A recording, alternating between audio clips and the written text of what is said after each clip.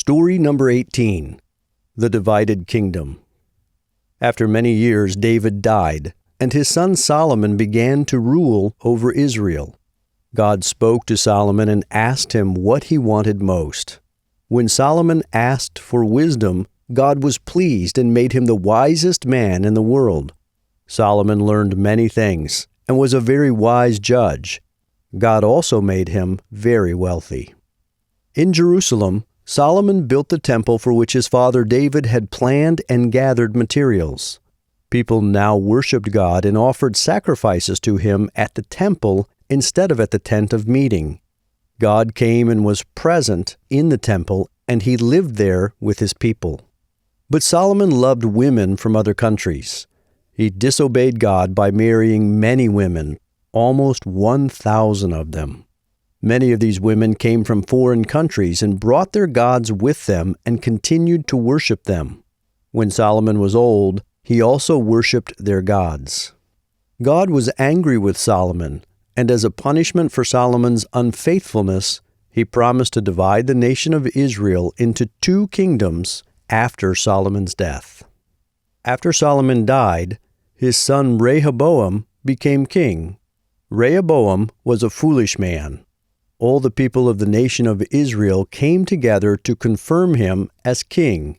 They complained to Rehoboam that Solomon had made them do a lot of hard work and pay a lot of taxes.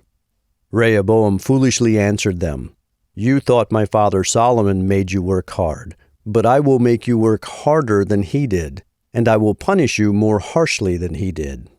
10 of the tribes of the nation of Israel rebelled against Rehoboam. Only 2 tribes remained faithful to him. These 2 tribes became the kingdom of Judah.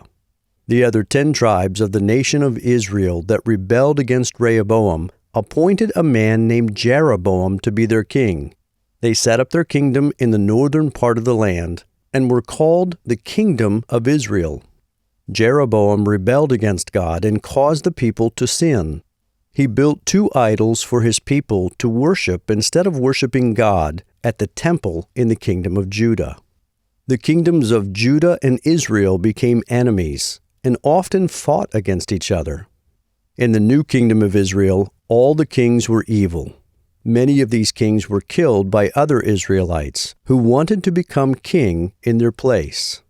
All of the kings and most of the people of the kingdom of Israel worshipped idols. Their idol worship often included sexual immorality and sometimes even child sacrifice. The kings of Judah were descendants of David. Some of these kings were good men who ruled justly and worshipped God. But most of Judah's kings were evil and corrupt, and they worshipped idols. Some of the kings even sacrificed their children to false gods. Most of the people of Judah also rebelled against God and worshipped other gods.